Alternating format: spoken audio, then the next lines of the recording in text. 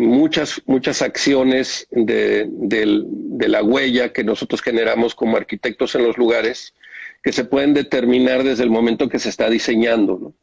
Sí, Pensamos que la arquitectura es un mar menor que va destruyendo la campiña o va destruyendo el paisaje, y nosotros como especialistas vamos haciendo que ese dolor sea, digamos, menos grave, ¿no?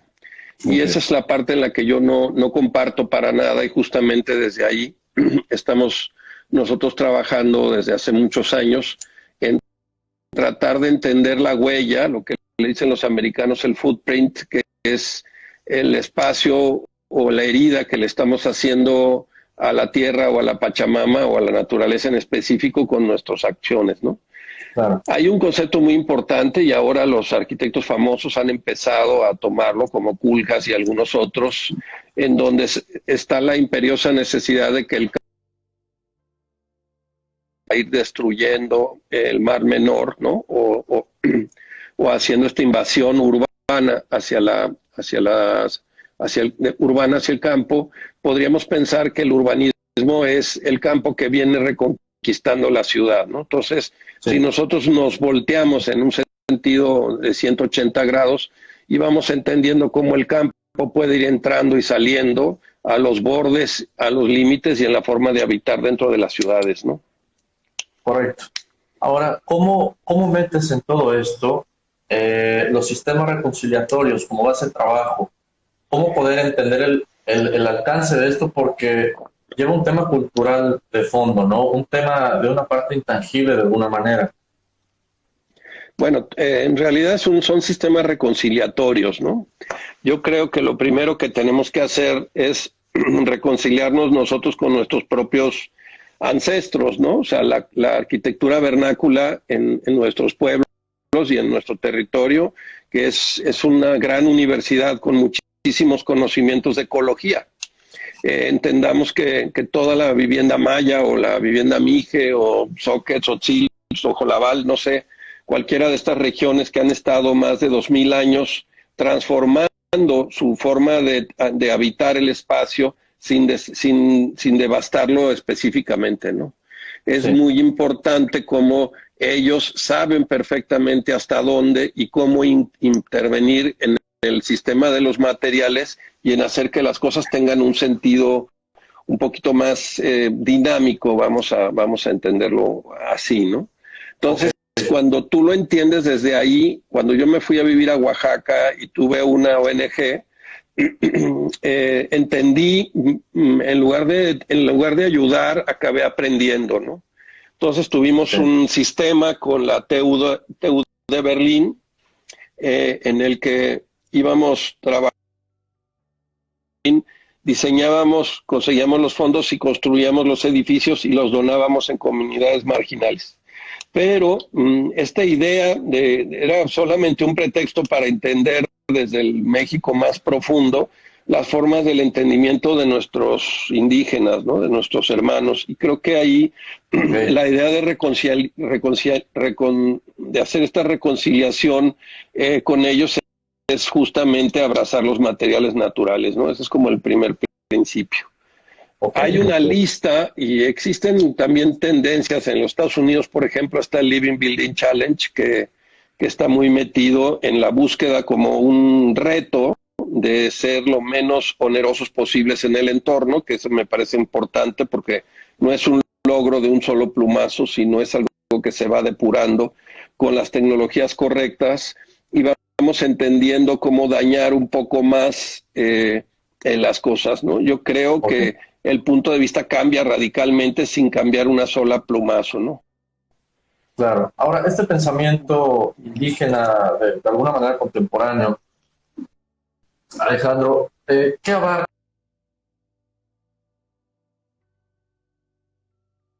desde un contexto? ¿Qué Bueno, más alcanza?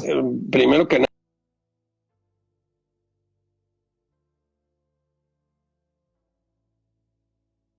no es una estructura técnica, requiere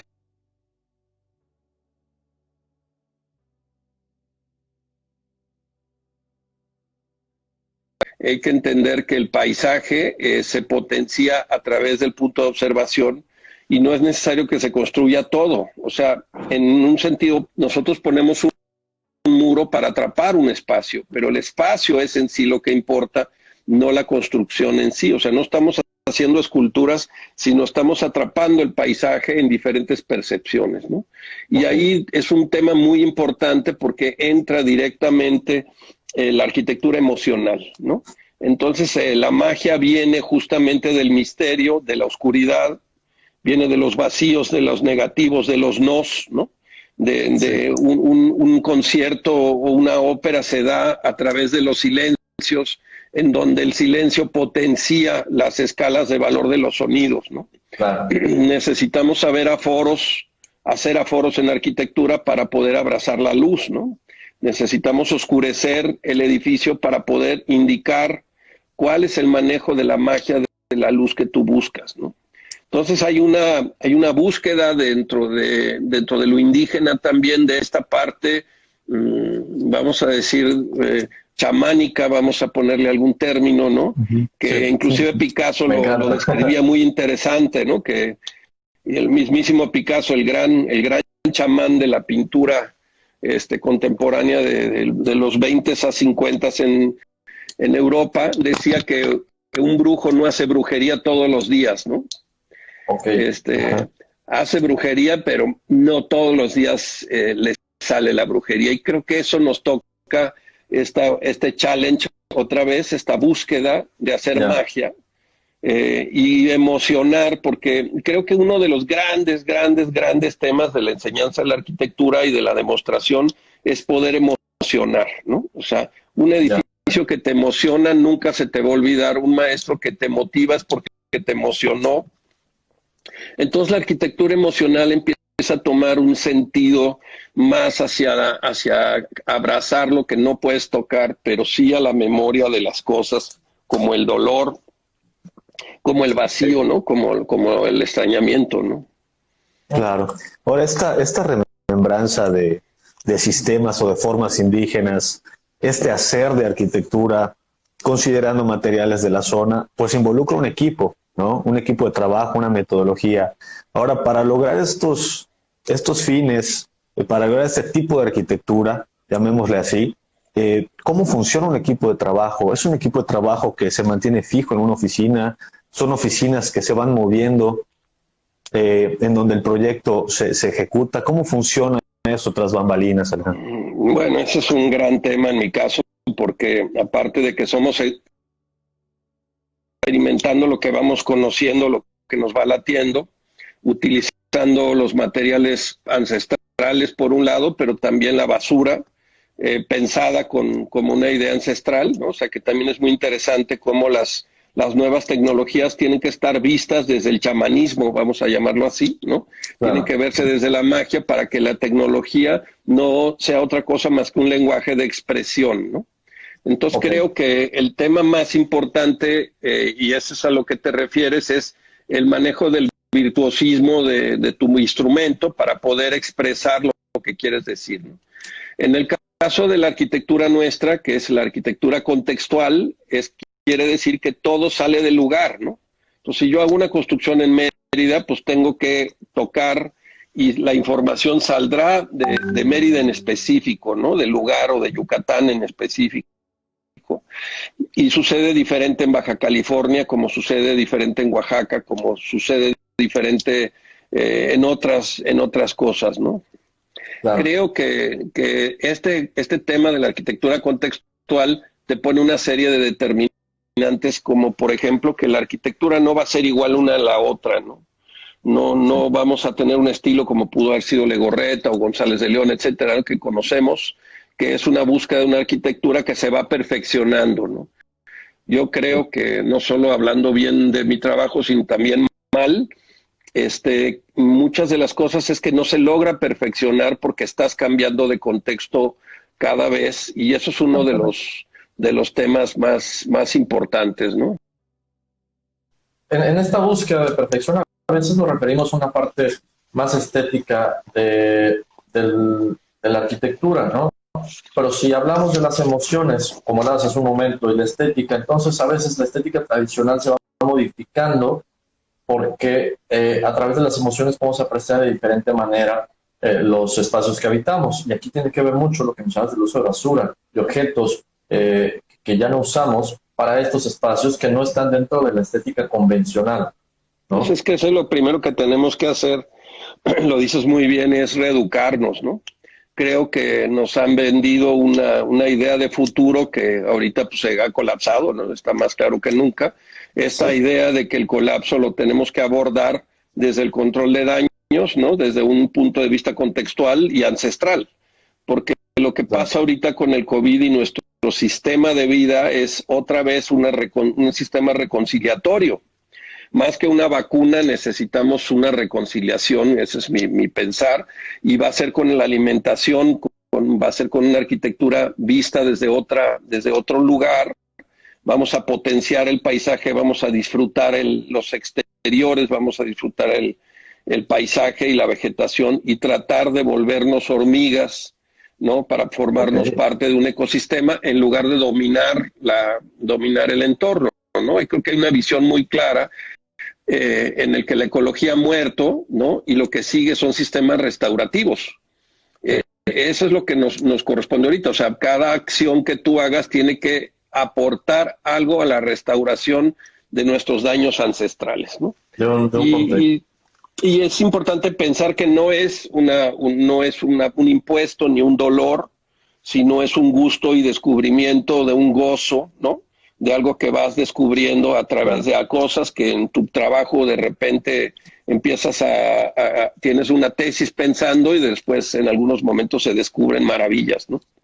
Porque eso es lo que hace la arquitectura, ¿no? Nosotros hacemos edificios y realmente nos abordan, nos explican cuando están construidos, no antes, ¿no? Sí.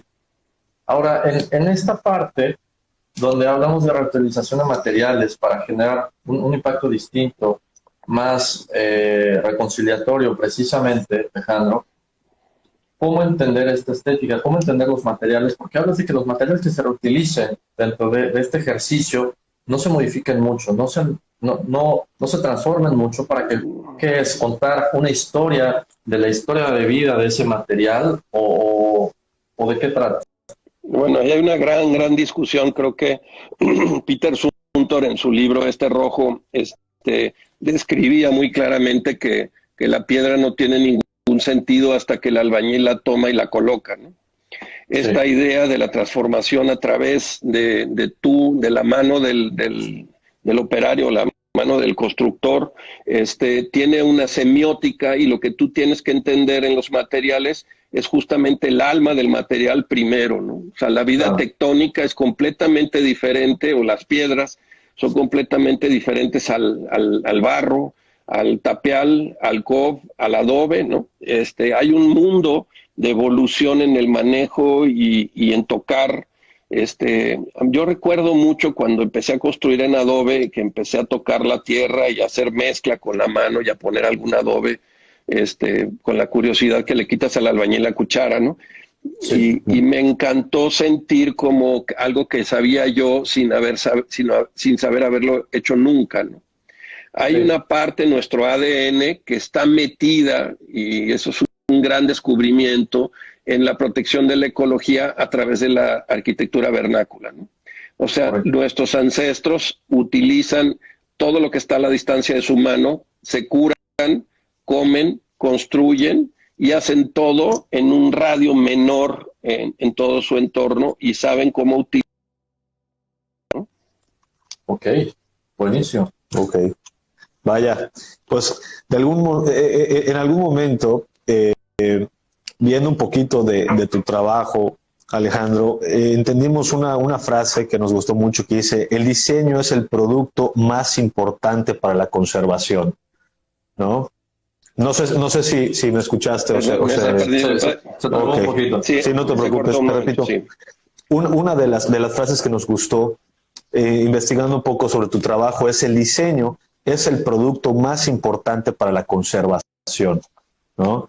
Y refiriéndome un poquito a este comentario que haces de conservación. Ahora, Si entendemos el diseño como un producto, porque es un producto que al final del día, como profesionales o como profesionistas, tendemos a vender, ¿cómo vender este producto que reconoce esta parte ancestral, este tratamiento de la basura?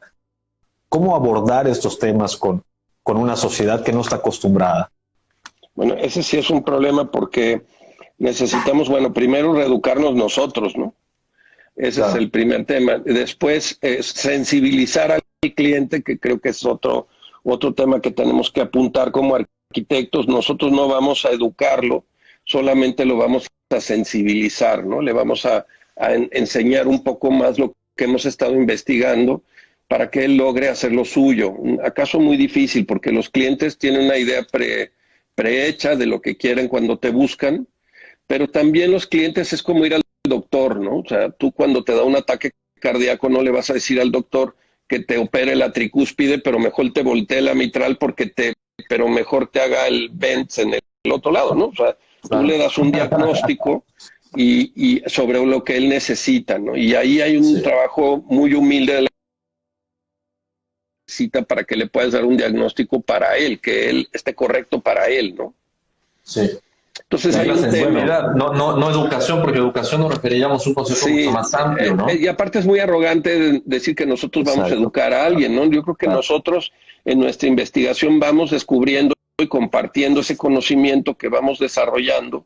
Claro, el arquitecto entre más investigación tenga, por ejemplo, el dar clases es muy importante. Yo tengo 35 años de maestro y a mí lo que me ha dado la universidad pues es el conocimiento. Yo soy Drácula con los estudiantes porque chupo toda esa información a través de los elementos que ellos van investigando, que vamos investigando y descubriendo juntos, ¿no?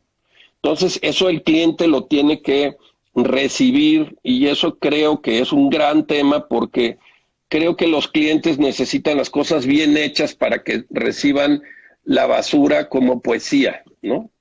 Claro, esa es un poquito como la paradoja, ¿no? Porque si tú le dices a un güey que va a gastar 7 millones de pesos y que vas a construirlo con botellas de PET, pues te mandan a la chingada de una, ¿no? Exactamente. Entonces, ¿cómo lograr hacer que esas botellas capten la bruma, se conviertan en un sustituto de sostenibilidad para que él invierta en esa cantidad, como lo buscaría esa inversión en otro tipo de tienda de materiales, ¿no? Claro. Entonces creo que la búsqueda de los materiales es muy importante.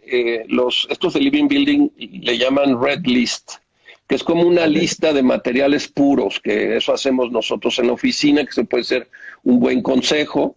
Entonces los materiales pues que no torturan a un niño chino, que no tienen manejos, no sé, con el Chapo Guzmán, o sea, que los materiales vienen del lugar, que no tienen, no son de ultramar preferentemente, que tienen una distancia no mayor a 200 kilómetros del sitio. Esa serie de determinantes de materiales sanos que no contaminan, por ejemplo, el PET no se puede usar, pero entonces hay otra aleación que sí, etcétera, vas encontrando que en tu decisión de hacer las instalaciones o de construir, automáticamente estás protegiendo el ambiente. Porque nuestra decisión son toneladas y toneladas de materiales que estamos decidiendo sin tener una conciencia de soporte ambiental. Entonces, esa sería como la primera onda que creo que se exhibe, y es que tengamos una conciencia ética personal. No es que seas santo, sino te vas haciendo un challenge y vas teniendo más cuidado cada vez y te va haciendo un poquito un arquitecto más radical, ¿no? Y eso a lo mejor hace que no estés en el Star System y todas estas cosas que nos gustan a los arquitectos y te empiezan a publicar más en revistas de ecología y menos en el Playboy del Arquine o esas revistas, ¿no?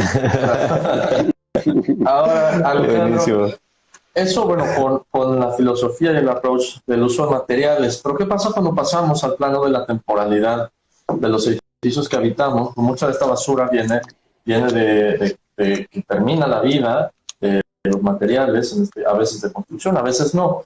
Pero si ponemos en una balanza la temporalidad o la duración que necesitamos en los edificios que habitamos, ¿cuál sería? ¿Sería una temporalidad corta o una larga ¿qué estamos buscando dentro de un marco sustentable? Bueno, es que ese es un temaza, ¿no? Porque de entrada, eh, ya la arquitectura no tiene que ser definitiva, no tiene Claro. que pasar generaciones, ¿no? O sea, nuestra siguiente generación está viviendo y se está migrando y no necesitan casas que tengan una estructura como nosotros o nuestros padres, ¿no? Entonces, la duración de la construcción y de la forma como se utiliza está cambiando y nos tenemos que adecuar. Ese es uno de los primeros términos que podría ser una discusión muy interesante y que ahorita está súper potenciada con el tema este del virus, ¿no? Claro. La otra es que los materiales reciclados no tienen fin. Una botella de vidrio no se sabe aún cuánto tiempo va a durar en su descomposición. Entonces los materiales de plástico con su sistema de degradación, pues haces un análisis y vas seleccionando dependiendo de estos materiales, ¿no?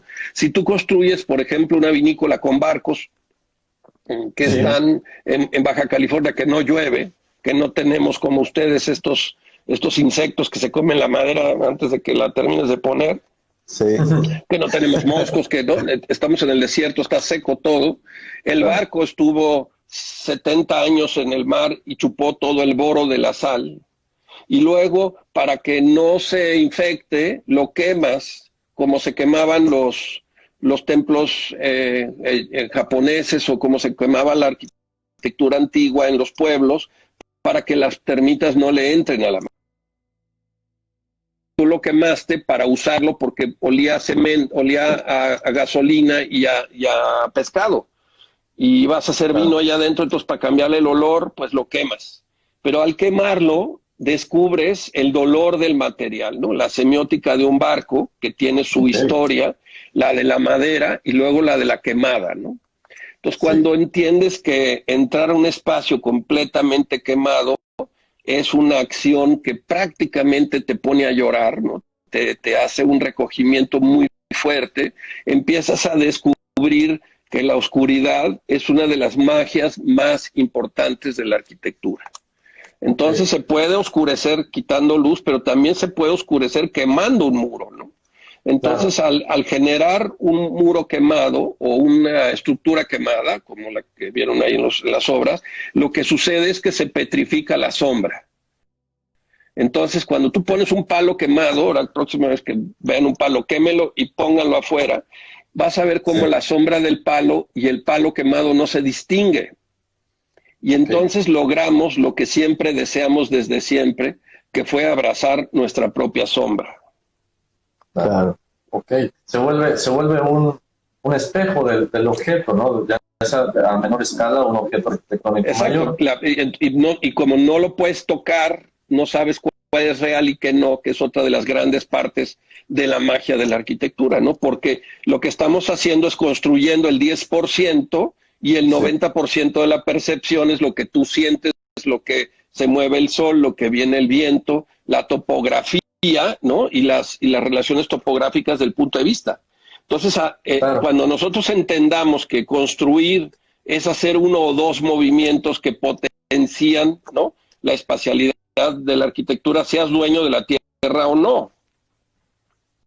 Bien, ahora, en este mismo ejemplo de los muros quemados y el edificio quemado, Alejandro, es hasta un poco irónico que para este nuevo primer uso del edificio, parte de sus elementos constructivos van a estar quemados, ¿no? Cuando en otra historia, ese sería el indicador que ya terminó la vida de ese objeto. Entonces, hay una parte de ironía en este uso de los objetos así en la arquitectura. Bueno, el arte, acuérdate que está relacionado con la tensión, ¿no? O sea, lo cavado, lo que está chueco, lo que está más grande, lo que está más chico, lo acontextuado y el contexto. Y lo que no debe de estar genera esta tensión que es un poco la magia del espacio, ¿no? Entonces, el jugar con la muerte, imagínate qué poético, ¿no? En entender muy claramente que lo que estamos haciendo es sobrepasar, se vuelve como la poesía de la semiótica del material, ¿no? O sea, el material tiene una estructura simbólica porque es un árbol muerto que lo matamos, ¿no? Lo procesamos y luego lo quemamos como si lo devolviéramos a una muerte digna, ¿no? Sí, claro. Ahora, eso en el ejemplo de una arquitectura, de alguna manera, agroindustrial, ¿qué pasa cuando pasamos a una vivienda? Y estos ejemplos se salen del marco de lo que consideramos normal para una estética, para elementos funcionales de vivienda, Alejandro. Bueno, yo estaba hablando de una vivienda. Bueno, se puede usar en todo, ¿no? Yo empecé a quemar, eso ya se volvió como una retórica. He prometido no volver a quemar edificios, se lo quiero volver a decir en público.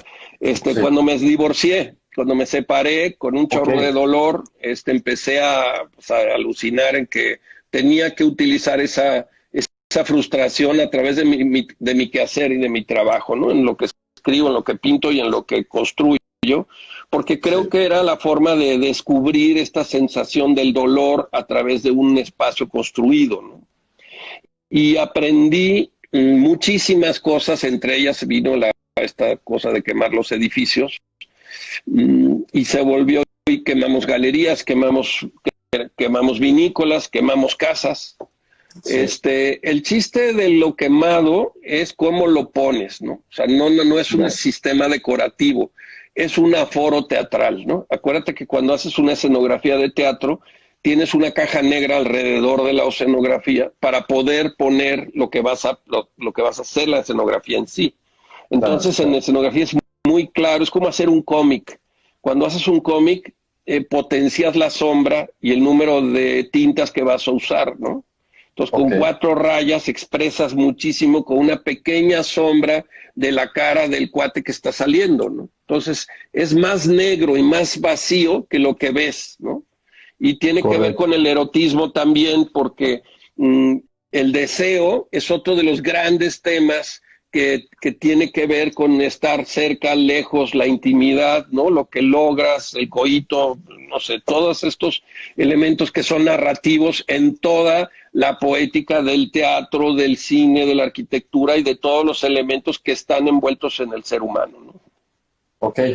Ahora, eso es uno de los elementos o recursos para este tipo de dialéctica a la hora de hacer arquitectura, Alejandro. Pero bueno, y se ha dado en el desierto, ¿no? Por algunas razones. Pero no sé si esta misma dialéctica o estos mismos recursos lo usas cuando trabajas en la península de Yucatán, por ejemplo. Bueno, no, es que con el contexto te lo va a decir diferente, ¿no? Claro.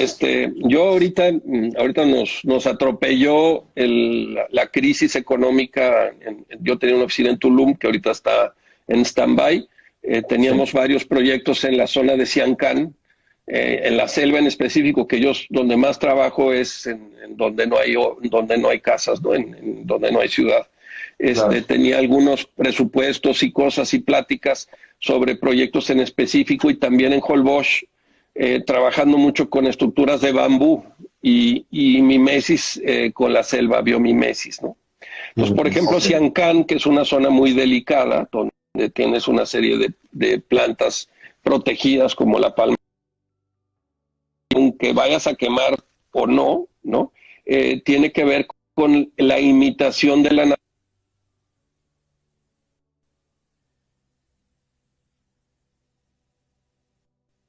Te estamos perdiendo un poquito, Alejandro, se está cortando. Se está cortando. Estamos perdiendo la mejor parte.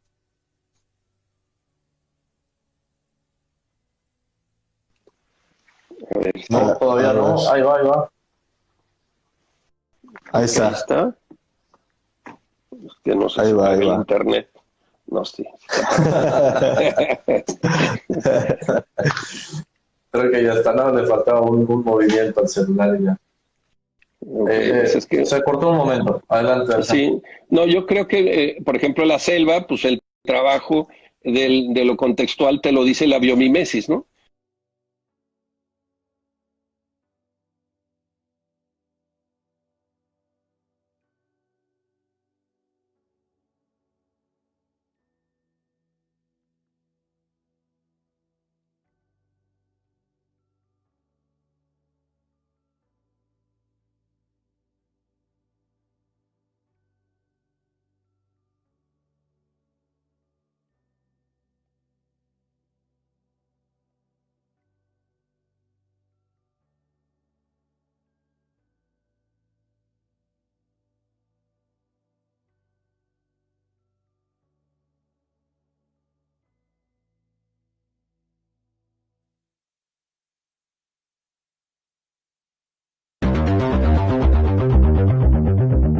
pues sí, me tomas un video. Entonces está el video del cuate echándole y desapareciendo el edificio.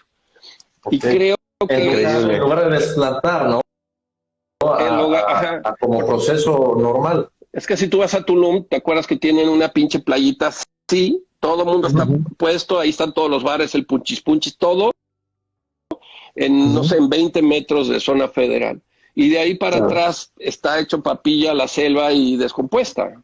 Entonces, ¿por qué te vas a poner ahí si mejor puedes extender el concepto y no tocas la playa, ¿no? No tocas la selva, ¿no?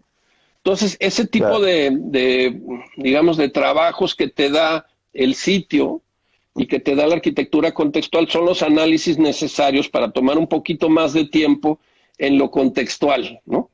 Sí, claro. Alejandro, tú comentas que prefieres obviamente hacer proyectos en estos límites rurales, en estos espacios posiblemente distantes de las grandes ciudades, ¿no? Ahora, ¿qué pasa cuando esta manera de abordar un proyecto y estas formas, esta filosofía, se tienen que hacer dentro de una ciudad? Se tienen que hacer posiblemente en un terreno que ya fue impactado y a pesar de que tenga pues sus características naturales aún, han sido modificadas de una manera muy agresiva. ¿Cómo rescatar esto? ¿Cómo abordar un proyecto con esta naturaleza? Mira, es que es muy importante que lo contextual no solamente es el campo, ¿no? También los edificios y la estructura de la ciudad que es más cuadrada, ¿no? Digamos, más fácil de leer que la naturaleza, cuando menos para mí.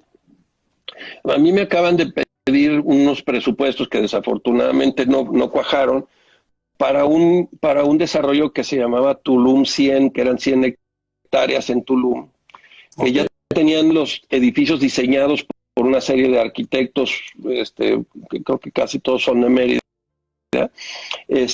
y en estas 100 hectáreas, con todos los edificios ya hechos, me pidieron una propuesta para hacerlo más ecológico, para que fuera un poquito más sustentable, ¿no? Sin modificar la arquitectura, porque ya habían gastado en los proyectos, etcétera. Entonces, lo que hicimos ahí fue modificar la movilidad.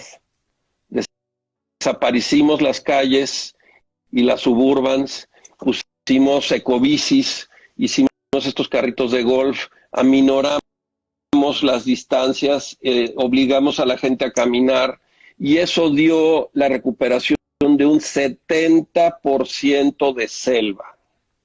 Entonces, el tema de movilidad, que ahorita lo estamos viviendo, digamos, no lo metieron a fuerza en lo del COVID, tiene muchísimo que ver también sobre la idea de la urbanización para dañar menos, ¿no? Entonces, planteando un poquito lo que dices, es cómo hacemos que la herida sea menor.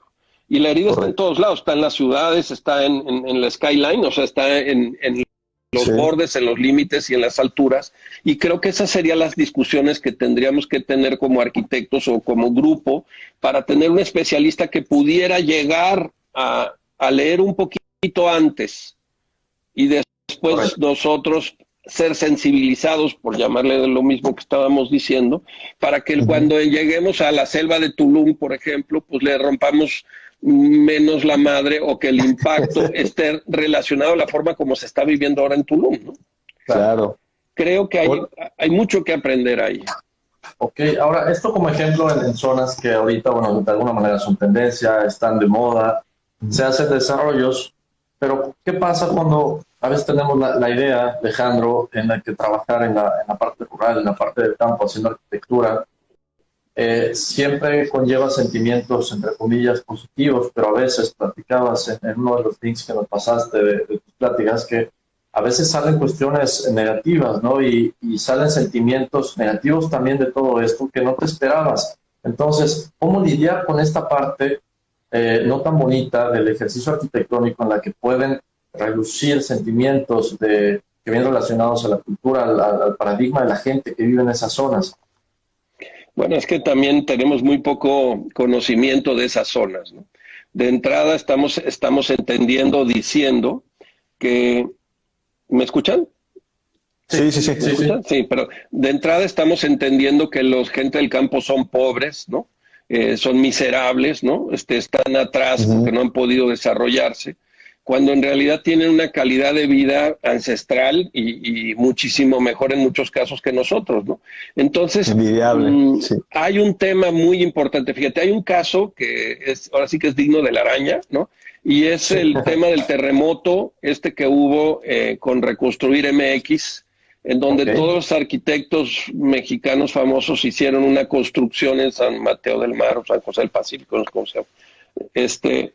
Yo nosotros hicimos un proyecto ahí con base, con Bioarquitectura, que trabajamos juntos, y después fuimos a revisar los proyectos de los arquitectos famosos, no puedo decir nombres porque estamos al público, pero todos estaban ahí. Es impresionante, impresionante la falta de cultura que dieron estos arquitectos con las personas y con los clientes en específico. Vale muchísimo la pena ir a ver para darnos cuenta que tenemos conocimiento y le dedicamos muy, muy poco tiempo. Pero eso sí se publicó y se han publicado todos los proyectos y están siendo explicados en todas sus presentaciones de todas las universidades donde van y en otros países. Entonces, hay que tener cuidado en eso. Creo que tenemos un país riquísimo, ¿no? Y me peleé yo mucho con Felipe Leal, recuerdo cuando dábamos clases en el Bac Cheto, porque decía que el taller de arquitectura estaba enfocado a la ciudad, ¿no? Claro. Y tenemos un país... Es el opuesto. Ya lo que le hagas a la ciudad es tarde, ¿no? El segundo piso, no sé, el paso a desnivel, el metro, todo lo que están haciendo va muy tarde ya. Ya no hay planeación, la planeación no existe, ya somos muchos, ya todo lo que ya sabemos de Greenpeace, etcétera, ¿no? Entonces la ciudad merece cuidado, pero merece cuidado lo demás, porque hacia allá va el futuro no va hacia la ciudad. Viene la cultura de regreso y todos los países más avanzados del mundo están regresando más a como vivimos nosotros. Entonces, pues, creo que hay que reestructurar nuestra forma de investigación. Correcto. Ahora, en este ejercicio de entender la ciudad yendo hacia el campo y nosotros también, de alguna manera pues nos entendemos como nómadas en toda esta arquitectura, Alejandro. ¿Cómo entender entonces la arquitectura que debemos hacer así? Nómada también, más flexible al cambio de uso, a la desintegración en su contexto. Pues sí, es que creo que estamos siendo como arquitectos viejos, ¿no? Antiguos, ¿no? Estamos repitiendo ciertos paradigmas de familia. Y también yo aprendí eso en la frontera, fíjate, gracias a Dios me he movido, he vivido en Oaxaca, he vivido en Tepoztlán, he vivido en México y ahora vivo en Baja California, en Tulum y así. Y ha sido muy interesante la frontera porque la frontera me enseñó Tijuana, me enseñó la Cartolandia de Tijuana, me enseñó cómo la movilidad y la ligereza de las construcciones, ¿no? Cómo con muy poco transforman y ponen sin dañar. Por ejemplo, una casa rodante de estas que venden los gringos que mueven y donde están todos los junkies de las películas, que son una maravilla porque tú hablas por teléfono. Yo recuerdo cuando yo llegué a Ensenada, lo primero que hicimos Claudia y yo es comprar un terreno enfrente al mar, que fue la única determinante que votamos con mis hijas, que queríamos vivir frente al mar, ¿no? Que el mar de Ensenada es un mar increíble. Entonces compramos el terreno y vivíamos en una casa. Imagínate yo que construyo así, entonces duramos poquitito ahí y pedimos por teléfono unas casas rodantes a un cuate que le habíamos comprado para los albañiles y cosas así. Y me llegó una casa a domicilio en media hora, ¿no? Y luego le pedimos otra y mientras él estaba llegando y enganchando con su remolque, yo haciendo los planos rápido para ver en dónde la íbamos a colocar. Y esa casa después se fue, cuando ya logramos construir la casa definitiva de tierra y todo lo que conlleva, porque es enterrada por el frío, las casas se fueron a otro lado, las engancharon y las construimos en otro lado y luego se fueron a otro lado y luego se fueron a otro lado. Creo que no hemos potenciado o hemos potenciado muy poco la preconstrucción, ¿no? que corresponde directamente a construir en una fábrica con los materiales y los operarios perfectos y después mandar la casa a que se arme, ¿no? Eso, por ejemplo, esos son los ejercicios que estamos haciendo en Ciancán, en donde la huella es una casa que al final de cuentas se ensambla para no estar rompiendo y metiendo máquinas y albañiles y, ¿no?, ya sabes, todo el relajo en el lugar, que es muy delicado. Entonces, los procesos de diseño y de construcción sí tienen mucho que ver tanto en el material como en el sistema constructivo. Por eso nos odian después los arquitectos y los renderistas y estas personas aleatorias que tenemos alrededor. Es muy entendible porque están todo el mundo tratando de hacer lo que sabe hacer. Por ejemplo, un baño, ¿no? Si tú entiendes que un baño en la escuela nos enseñan que es un paquete que tiene un lavabo, un excusado y una regadera, ¿no? ¿Quién chingados inventó el paquete? ¿Por qué me tengo está el popó, ¿no?, donde huele, no sé, donde está el olor, ¿no? ¿Por qué la regadera no es un... Se perdió su último, Alejandro. Es que yo creo que dije una mala palabra, yo creo que es por eso. Sí, te censuró. Te censuró el internet. No. Va de nuevo porque era clave entender eso. Era clave. Sí, es que haz de cuenta, ¿quién dice que yo me tengo que bañar junto al excusado que huele a pedo? No sé cómo se dice. No, sí, ahora sí está claro. Ahora sí soy yo. Y lavabo, ¿no? O sea, ¿por qué no pensar que la regadera es como los musulmanes y en Oriente, que es una celebración de purificación, en donde tú meditas y cambias tu estado de ánimo a través de bañarte, ¿no? O sea, el bañarse en la cultura musulmana tiene una connotación increíble en todos los sentidos, y se te pone hasta la piel chinita nomás de pensar en un baño. ¿Quién dijo que tiene que estar metido en un paquete, no? Entonces, esos temas sucede igual con la ventana, ¿no? Barragán nos hizo el favor de mostrarnos que una cosa es una ventana para ver y otra es una ventana para ventilar, ¿no? Nosotros en Bruma hicimos una ventana para iluminar, otra ventana para ver y otra ventana para ventilar. Entonces, por eso son estos pequeños orificios, ¿no?, que son como poros, que meten luz, que matizan la luz necesaria, pero que no puedes ver y que tienen lentes de aumento, ¿no? Entonces, ese es un poco el sistema de pensamiento que me parece que necesitamos seguir discutiendo en la nueva arquitectura y que se puede aplicar mucho mejor en las ciudades porque es desarticular, ¿no?, una vivienda de interés social, ¿no? Porque no los quiero y que lo voy a hacer en rebeldía, no los quiero. Y entonces hice unas casas que tienen la ventana en el techo. Una sola ventana en el techo. No tiene ventanas la casa, porque el de al lado pues, es un hijo de la chingada, el otro le pone rejas, acá está horrible, acá hay ruido. No sabes qué va a pasar. Mejor para arriba y puedes ver a Dios, ¿no? Claro. Podrías ver las estrellas en algún momento. Y mucho más barato una vivienda que tiene una sola ventana, que controla la luz, la temperatura, ¿no? Creo que hay que cambiar esos paradigmas en el diseño que tienen que ver con esta estructura ética en específico, ¿no? O sea, sentido común, no hay... Como discurso arquitectónico, cultural, ecológico y social, creo que es excelente, Alejandro. A la hora de integrarlo a un modelo de negocio para gente que nos contrata para hacer arquitectura, seguramente se complica un poco más. Entonces, ¿qué aspectos son los que se destacan, además de la sensibilización al contexto de los materiales, para lograr hacer o poner contentos a los inversionistas dentro de este marco con un movimiento que evidentemente necesitamos, ¿no?, como arquitectos, como sociedad, pero cómo convencer esta otra parte del dinero que piensa a veces nada más en los números? Bueno, pues mira, ese es un buen discurso porque creo que el tema tiene que ver mucho con esta liberación de acciones de consumo, ¿no? O sea, la voracidad y el consumo son dos términos que están ahorita en el tintero, que se están balanceando. Ahorita podemos hacer mucho más de lo que debemos hacer.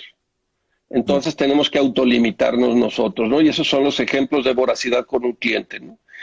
Tiene mucho que ver con una sobriedad para que la acción sea elegante y sea contundente, pero que eso mismo no genere un barroquismo que destruya otros procesos y otras cosas, ¿no? Claro. Y tiene muchísimo que ver con la velocidad y las formas como nos estamos moviendo, o sea, la movilidad.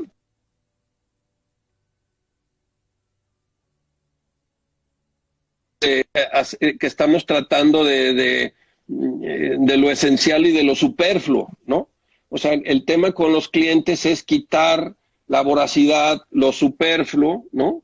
Y renunciar a lo que nos compromete como futuro, ¿no?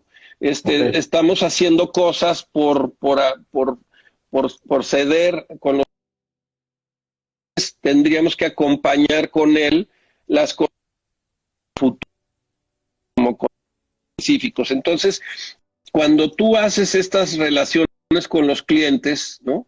Y revisamos nuestros prejuicios, vamos a poder machar con ellos una búsqueda común a la cual nosotros le vamos a dar pues, el material, materializar este deseo, pero el deseo tiene que estar puesto con ellos, ¿no? Dicen por ahí que no puedes hacerle una casa ecológica a alguien que no es ecologista. Correcto. ¿No? Porque no va a usar la casa igual, al rato le va a hacer una boquete, la va a reaplanar, ¿no? Entonces, por eso es importante sincronizar la ciencia con la conciencia. Ok. ¿No? Entonces, como son términos, traigo mis apuntes, por eso se lo estoy poniendo aquí.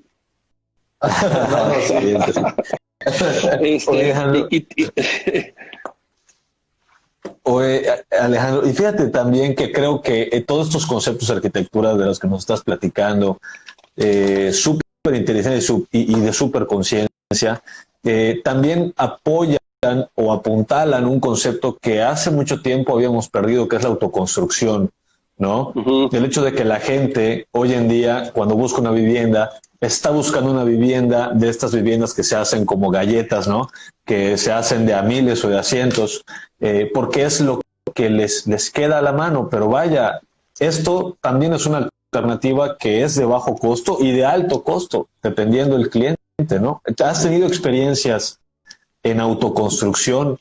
Sí, mira, justamente son los grandes temas. Creo que la gran discusión es la vivienda de interés social, pues decía que yo me declaraba amigo del Infonavit, exacto, completamente. Y más porque son viviendas financieras, ¿no? O sea, son estructuras financieras que aparentemente tienen un abandono del 70% de las viviendas de interés social.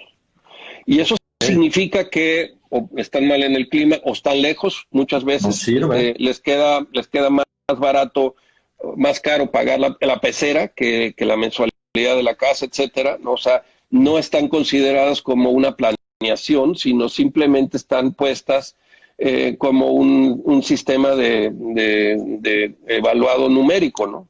Pero por otro lado, hablando de Tijuana específicamente, las favelas de Tijuana son muchísimo más ricas y hay mucho más que aprender ahí que en las viviendas de interés social y medio, ¿no? O sea, la sabiduría popular pues, te enseña a hacer contenciones con llantas, casas con puertas, o sea, hay cosas increíbles en estos lugares, y hay arquitectos, en la frontera que están investigando ya más seriamente la parte binacional, digamos, de todos estos lugares, porque las fronteras son catarsis, ¿no? Ese es un poco lo que nos pasa. Ustedes, gracias a Dios, como decía, si se acaba el mundo se van a Yucatán, ¿no? Pero los demás tenemos los Estados Unidos al lado, ¿no? Entonces hay un tema cultural muy importante y que, por ejemplo, a mí me ha sorprendido ahora que estoy a la Universidad Marista y a una universidad que tiene el nombre de cervecería, Modelo, creo. Allá en Mérida, y me llamó la atención que me hospedaron en un centro comercial, en un lugar hecho todo de concreto, con un problema serio de temperatura y de desarrollo, ¿no? Entonces, creo que estamos siguiendo paradigmas urbanos, o que lo que estoy de las personas es parecerse a Miami, ¿no? Entonces, porque no se han dado cuenta de la belleza del entorno que tenemos nosotros, ¿no? Ustedes en Yucatán tienen uno de los paisajes y de los lugares más sofisticados del mundo, no solo bajo tierra, sino en la selva y en los entornos. ¿Qué chingados tienen que estar relacionados con otros lugares que no son tan bellos, ¿no? Exacto. Igual no sucede en Oaxaca, cuando estaba yo viviendo en Oaxaca, y lo que te solicita el cliente, ¿no? Y la búsqueda de lo económico. Por eso entiendo la pregunta y por eso la estoy evadiendo. Se corta un poquito. Económica en específico, ¿no? Entonces tú como arquitecto te pones en esta línea y vas satisfaciendo adecuas un poco tu creación para poderle dar satisfactor a este cliente, o te radicalizas un poco y empiezas a tener clientes que se convierten un poco en radicales también. Radicalizarse, completamente. Nos quedamos con eso, Alejandro. Alejandro da Costa, muchas gracias por estar con nosotros. Se nos acaba el tiempo, solo para redondear. Muchas gracias por tu tiempo y gracias a la gente que sintonizó. Te mandan muchos saludos, Alejandro. Evidentemente eres muy querido. Adolfo Lara hizo mucho énfasis en saludos contigo y todo. Y toda la banda que estuvo escuchando, se ve que te quieren. Y pues nada, esto es Más Arquitectura, su espacio intangible. Gracias a los patrocinadores que hacen posible este espacio. Colorado Arquitectónico, Revista Random, Fidense Pisos y Muros, Aquaprint, Muebles y Muebles del Sureste. Y pues nada, Alejandro, de nuevo, muchas gracias por tu tiempo el día de hoy, que le hemos pasado a todo dar, caray. No, pues el placer es para mí, y me gusta mucho la forma como se comunican los arquitectos en Yucatán. Son muy buenos para hacer las cosas juntos. Y los mejores anfitriones que he conocido en toda la República. Pues esperamos tenerte ahora que ves una visita por aquí, felices de tomar una cerveza, Alejandro. ¿Sale? Pues mañana vuelvo a Cancún. Bien, entonces.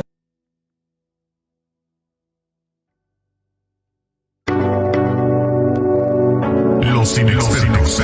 Javier Alonso y Ángel Sánchez te esperan el próximo miércoles a las 8 de la noche para continuar conociendo todo el mundo de la arquitectura, diseño y construcción. Más que arquitectura. Solo por Kiss 97.7.